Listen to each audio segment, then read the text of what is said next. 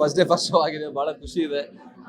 ತುಂಬಾ ಜನರು ರಿಯಾಕ್ಟ್ ಮಾಡ್ತಾ ಇದಾರೆ, ಖುಷಿ ಪಡ್ತಾ ಇದಾರೆ, ಕಾಮಿಡಿ ಸೀನಲ್ಲಿ ನಗ್ತಾ ಇದಾರೆ, ಇಮೋಷನಲ್ ಸೀನಲ್ಲಿ ಅಳ್ತಾ ಇದಾರೆ.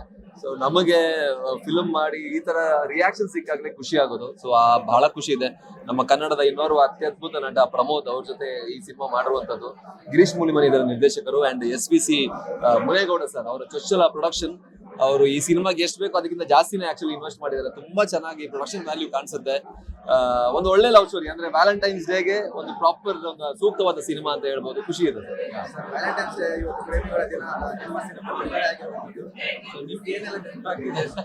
ಅಲ್ಲ, ನಂದು ನೆನಪಾಗಕ್ಕೆ 13-14 ವರ್ಷದ ಹಿಂದಿದ್ ಲವ್.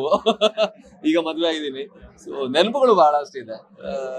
ಬಟ್ ಇದು ಸಿನಿಮಾ ಬರೀ ಲವ್ ಬಗ್ಗೆ ಅಂತಾನೆ ಹೇಳಕ್ಕಾಗಲ್ಲ. ಈ ಸಿನಿಮಾ ನಮ್ದು ಬರೀ ಹುಡುಗ ಹುಡುಗಿ ನಡುವೆ ಅಂತ ಲವ್ ಅಂತಲ್ಲ, ಅಪ್ಪ ಮಗಂದು, ಅಮ್ಮ ಮಗಂದು, ಫ್ರೆಂಡ್ಶಿಪ್ ಇದೆ, ಎಲ್ಲಾನು ಇದೆ. ಸೊ ಹಾಗಾಗಿ ಒಂದ್ ರೀತಿಯಲ್ಲಿ ವ್ಯಾಲೆಂಟೈನ್ಸ್ ಡೇಗೆ ಸೂಕ್ತವಾದ ಸಿನಿಮಾ ರಿಲೀಸ್ ಆಗಿದೆ. ರಿಯಾಕ್ಷನ್ ತುಂಬಾ ಚೆನ್ನಾಗಿದೆ. ನಾವು ದುಬೈಲ್ ಪ್ರೀಮಿಯರ್ ಶೋ ಮಾಡಿದ್ವಿ, ಮಂಗಳೂರಲ್ಲಿ ಮಾಡಿದ್ವಿ, ಆಮೇಲೆ ಬೆಂಗಳೂರಲ್ಲಿ ಪ್ರೀಮಿಯರ್ ಶೋ ಆಯ್ತು. ಎಲ್ಲಾ ಪ್ರೀಮಿಯರ್ ಶೋ ಅಲ್ಲೂ ಒಂದು ಒಳ್ಳೆ ಪಾಸಿಟಿವ್ ರೆಸ್ಪಾನ್ಸ್ ಸಿಕ್ಕಿತ್ತು. ಈಗ ಆಕ್ಚುಯಲ್ ರಿಯಲ್ ಆಡಿಯನ್ಸ್ ನೋಡಿ ಹೇಗಂತ ನೋಡ್ಬೇಕು. ಖಂಡಿತವಾಗ್ಲೂ ಭುವನಂ ಗಗನಂ ಒಂದು ಆಲ್ರೌಂಡರ್ ಸಿನಿಮಾ.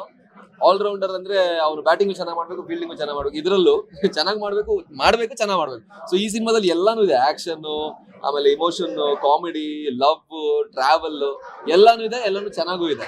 ಸೊ ಹಾಗಾಗಿ ಭುವನಂ ಗಗನಂ ಕಂಪ್ಲೀಟ್ ಆಲ್ರೌಂಡರ್ ಸಿನಿಮಾ. ನೀವು ಇಲ್ಲಿ ಬಂದ್ಬಿಟ್ಟು ಗುರು ಅದಿಲ್ಲ ಇದಿಲ್ಲ ಅಂತ ಹೇಳಂಗಿಲ್ಲ, ಎಲ್ಲಾನು ಇದೆ, ಎಲ್ಲಾನು ಚೆನ್ನಾಗಿದೆ. ಸೊ ಹಾಗಾಗಿ ದಯವಿಟ್ಟು ಬನ್ನಿ ನೋಡಿ, ಕನ್ನಡ ಚಿತ್ರವನ್ನ ಗೆಲ್ಸಿ.